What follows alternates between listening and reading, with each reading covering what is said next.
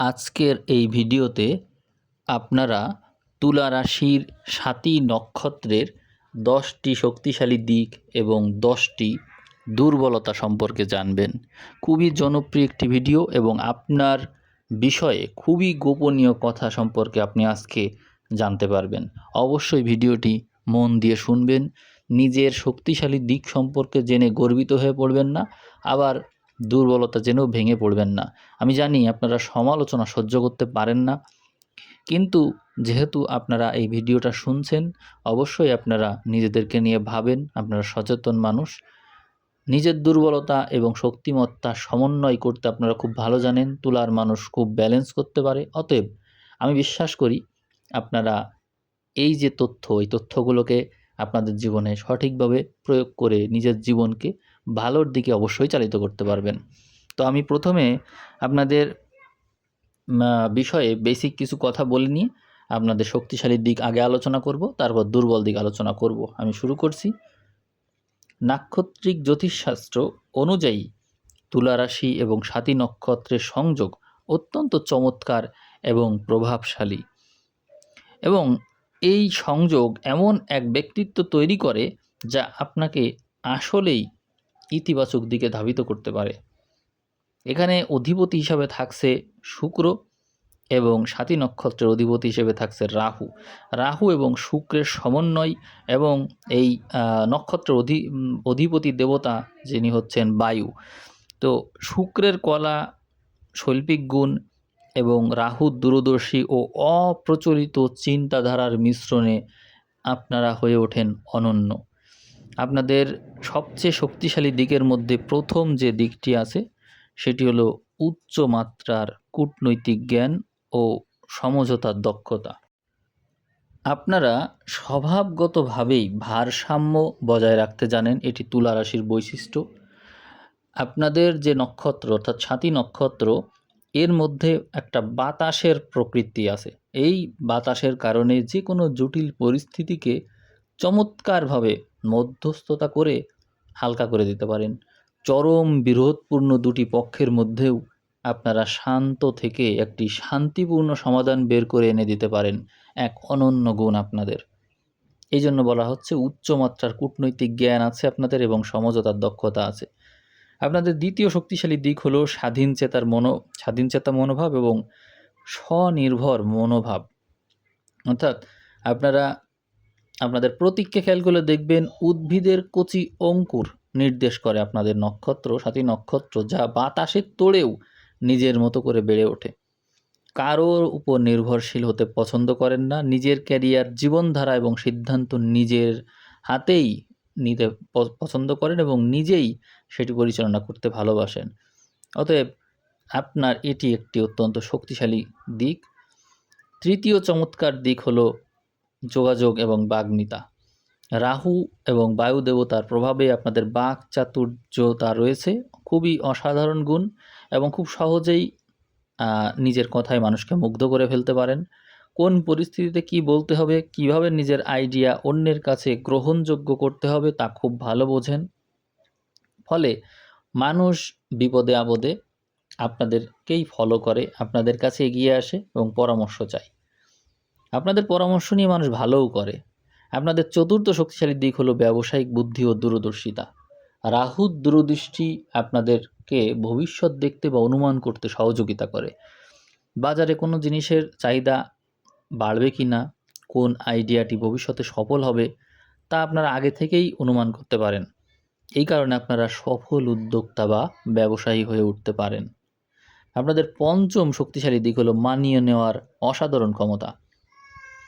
বাতাস যেমন কোনো পাত্রে বা স্থানে নিজেকে মানিয়ে নেয়, এই নক্ষত্রের মানুষরাও যে কোনো পরিবেশ, নতুন সংস্কৃতি বা অপরিচিত মানুষের সাথে খুব দ্রুত মিশে যেতে পারে, সংকটেও ভেঙে পড়ে না। আপনাদের মধ্যে ষষ্ঠ যে শক্তিশালী দিক রয়েছে সেটি হলো ন্যায়পরায়ণতা এবং সামাজিক ন্যায় বিচার। এই তুলা রাশির প্রতীক হলো তুলাদণ্ড বা দাড়িপাল্লা। সাতীর জাতক জাতিকারা অন্যায় একদমই সহ্য করতে পারেন না।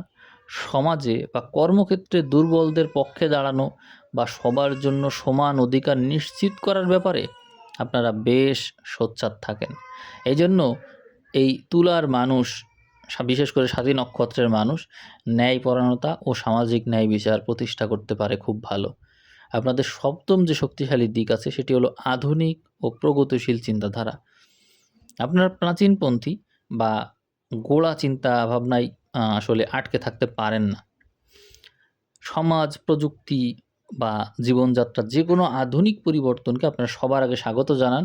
আপনাদের চিন্তাভাবনা সবসময় সময়ের চেয়ে এগিয়েই থাকে, কারণ আপনাদের এই যে মূল যে নক্ষত্র রাহু, রাহু সবসময় সমাজের বিরুদ্ধে যায় এবং পরিবর্তনকেই দেখতে চায়।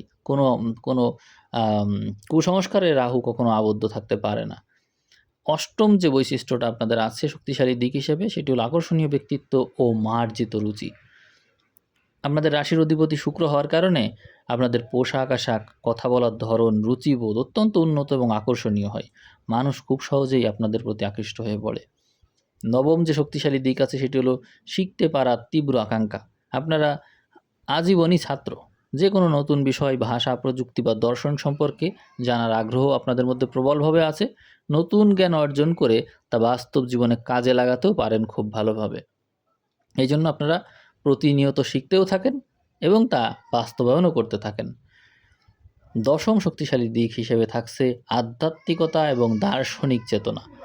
জীবনের উত্তরার্ধে অর্থাৎ বয়স বাড়ার সাথে সাথেই দেখবেন আপনাদের মধ্যে গভীর আধ্যাত্মিক চেতনার বিকাশ ঘটে।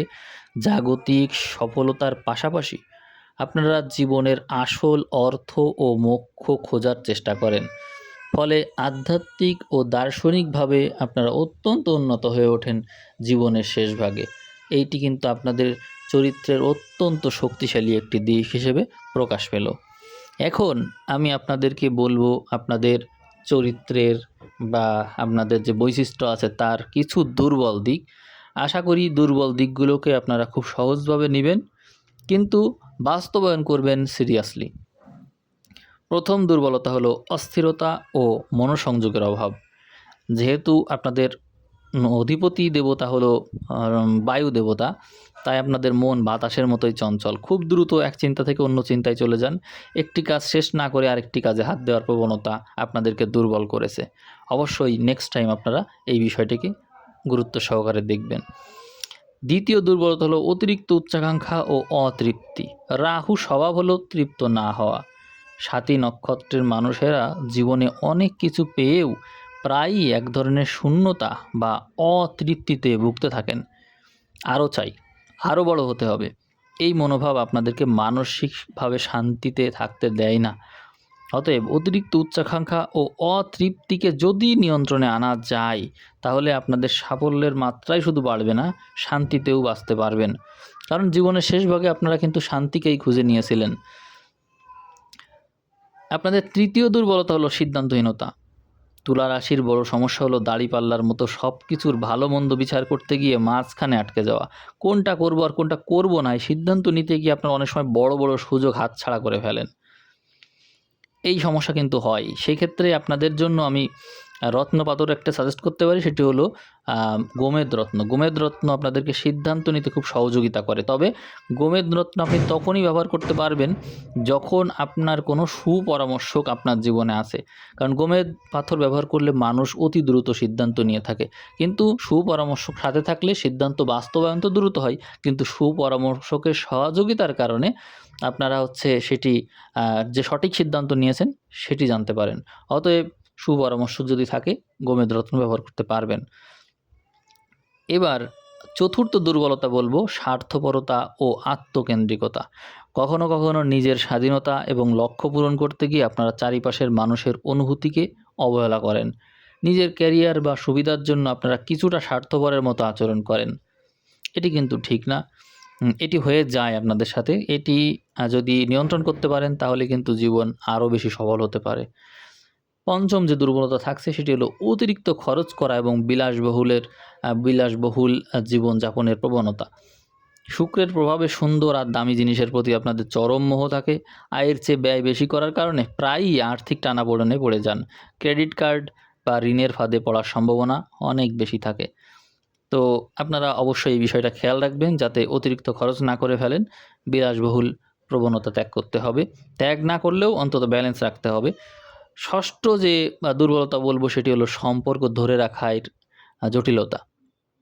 আপনারা স্বাধীনতা এতটাই পছন্দ করেন যে সম্পর্কে সামান্যতম শৃঙ্খলা বা জবাবদিহিতা চলে আসলে দমবন্ধ অনুভব করেন। এর ফলে প্রেম বা বৈবাহিক জীবনে ভুল বোঝাবুঝি হয় এবং দূরত্ব তৈরি হয়। তো সেক্ষেত্রে একটু কথা যদি একটু ক্লিয়ার করা যায় ভালো হয়। কিছুটা জবাবদিহিতার ভিতরে থাকা ভালো, কিছুটা শৃঙ্খলা মানে আমার রাজা আমি আইন তৈরি করি কিন্তু আমি মানি না। বিষয়টা কিন্তু অনেকটা এরকম রয়েছে আপনার জীবনে। খেয়াল করবেন এই বিষয়টি। তবে এই ক্ষেত্রে আমি সাজেশন দেব মেডিটেশন যদি করতে পারেন, বিশেষ করে এখানে মেডিটেশনে আপনি শিবের মেডিটেশনটা করতে পারলে বৈরাগ্যের যে মেডিটেশন আছে ঈশা ফাউন্ডেশনে দেখি একটা মেডিটেশন করাই শিবের মেডিটেশন, এটা করতে পারেন। শিবের আরও অনেক মেডিটেশন আছে যেগুলো করলে আপনার মধ্যে মানে আমিই শিব, ঠিক আছে? আমিই শিব, আমিই শূন্য, কোনো কিছুর প্রতি কোনো মোহ নেই, এরকম একটা ভাবনা তৈরি হয়ে যায়। তো এতে আপনার আসলে পরবর্তীতে আর কোনো সমস্যা হবে না, অর্থাৎ অহংকার বোধটা থাকে না, এটাই হচ্ছে ব্যাপার। পরবর্তীতে যে দুর্বলতাটা দেখা যায় সেটি হচ্ছে সমালোচনা সহ্য করতে না পারা। নিজের খুঁত কেউ তো সহ্য করতে পারে না, আপনি তো পারেনই না। আপনি সব জানতা। হ্যাঁ, আপনারা মনে করেন যে আমরা নিখুঁত এবং সব জানতা। এমন একটা সূক্ষ্ম অহংকার আপনাদের ভিতরে কাজ করে। তাই কেউ যদি আপনাদের কাজে সমালোচনা করে বা ভুল ধরিয়ে দেয়, সহজে মেনে নিতে পারেন না। ভিতরে ক্ষুব্ধ হন। আপনাদের অষ্টম দুর্বলতা হলো বাস্তবতা বর্জিত অলীক কল্পনায় ভেসে থাকা। অর্থাৎ রাহু আর বায়ুর মিশ্রণে আপনারা অনেক সময় এমন সব পরিকল্পনা করেন যা বাস্তবে রূপ দেওয়া অসম্ভব। মাটিতে পা না রেখে আকাশে প্রাসাদ বানানোর মতো অবাস্তব চিন্তায় আপনারা সময় নষ্ট করতে পারেন।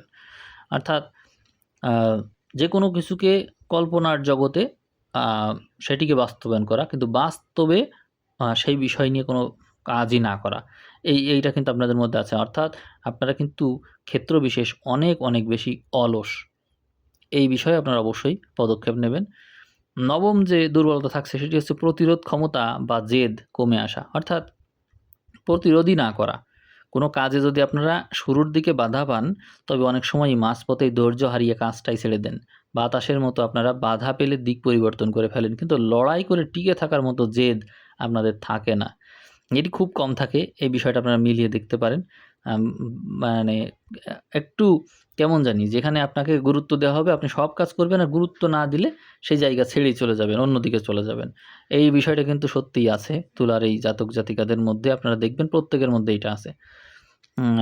দশম যে দুর্বলতা আপনাদের মধ্যে আছে সেটি হলো গোপন প্রীতি এবং হচ্ছে দ্বিমুখী আচরণ। বিষয়টা আসলেই রহস্যময়। নিজের আসল উদ্দেশ্য আর পরিকল্পনা সহজে কারো কাছে প্রকাশ করেন না। বাইরে একরকম দেখালেও ভেতরে কিন্তু অন্যই সব চলতে পারে। এই কারণে মানুষ আপনাদেরকে পুরোপুরি বিশ্বাস করতে দ্বিধাবোধ করে। আসলেই হাস্যকর বিষয়টা। যে আপনারা উপর থেকে দেখান যে একরকম আচরণ, যে হ্যাঁ, খুবই আপন, খুবই সব কথা শুনছেন। ২ পক্ষেরই কথা শুনছেন। ২ জন একে অন্যের শত্রু, কিন্তু উভয় পক্ষের কাছেই আপনি প্রিয় এবং তারা মন খুলে আপনাকে বলছে। তারা মনে করে যে আপনি তাদের পক্ষে। কিন্তু আপনি যে আসলে কার পক্ষে এটা তারা কেউই বুঝতে পারে না। তো আপনারা এতক্ষণ আপনাদের দুর্বলতা, সবলতাও শুনলেন, সবই শুনলেন। এখন পরামর্শ কি দেব? পরামর্শ হচ্ছে মন শান্ত রাখতে হবে। প্রতিদিন আপনার মনের অস্থিরতা দূর করার জন্য ১০ থেকে ১৫ মিনিট মহাদেবের মেডিটেশন করতে পারেন। শুনবেন, জাস্ট শুনবেন। এতটুকুই করলে হবে। শিব মন্ত্র মেডিটেশন লিখে সার্চ দিবেন, যা আসবে শুনবেন। করতে পারেন। আর যা ভালো লাগে ১০-১৫ মিনিট শুনবেন। প্রতিদিন শুনবেন। কন্টিনিউটি থাকলেই হচ্ছে। মাটিতে খালি পা রাখতে হবে। যেকোনো বড় সিদ্ধান্ত নেওয়ার আগে বিশ্বস্ত বা অভিজ্ঞ কারো পরামর্শ, বাস্তবসম্মত পরামর্শ নিয়ে তারপর এগোবেন। তাহলে ভালো হবে। আপনারা তো পরামর্শ নেন, পরামর্শ মেনেও চলেন। আর মাটিতে পা রাখতে হবে। অর্থাৎ অন্যের কাছে বিনয়ী হতে হবে, অন্যের কথা শুনতে হবে, খালি পায়ে মাটিতে হাঁটতেও হবে। তাহলে মন শান্ত হবে। এরপরে যে পরামর্শটা দেওয়া যায় সেটা হচ্ছে বাজেট তৈরি করা। আপনার তো শুক্রের বিলাসিতা আপনার মধ্যে আছে। সেই শুক্রের বিলাসিতা আপনার স্বভাবকেও অনেক ক্ষেত্রে নিয়ন্ত্রণ করে। এইজন্য হঠাৎ আপনি অনেক কিছু ক্রয় করে ফেলতে পারেন। তো এইজন্য বলব যে আয়ের মাসের যে আয় হবে শুরুতেই আপনি যদি একটা সঞ্চয়ের অভ্যাস গড়ে তোলেন, আয় আসবে আপনার কাছে, আপনি সঞ্চয় করবেন, অথবা একটা বাজেট তৈরি করতে পারেন এরকম যে আমি কি করব, কত টাকা কোথায় কোন দিকে কি খরচ করব, এটা যদি করেন তাহলেও কিন্তু ভালো হয়। তাহলে দেখবেন যে আপনি অনেকটাই নিয়ন্ত্রিত থাকবেন। এভাবে কিন্তু জীবন গড়া যেতে পারে, ভালোর দিকে নেওয়া যেতে পারে। তো দেখুন, আমি তো পরামর্শ দিলাম, আপনাদের কেমন লাগলো? যদি ভালো লাগে কমেন্ট করবেন, নিজস্ব মতামত জানাবেন। এই ভিডিওর ভিউ যদি ৫,০০০ ভিউ ক্রস করে যায়, তাহলে আপনাদেরকে আমি আরও একটা ভিডিও দেব। আশা করি আপনারা রেসপন্স করবেন। সবাই ভালো থাকবেন। সবাইকে অসংখ্য ধন্যবাদ।